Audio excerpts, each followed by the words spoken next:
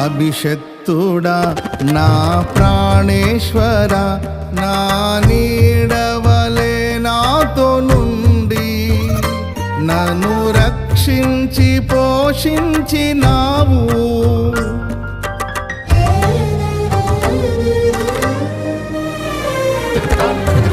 నేనెన్నడు నాకై ఆశించని నీ దీవెనలతో తృప్తి పరచి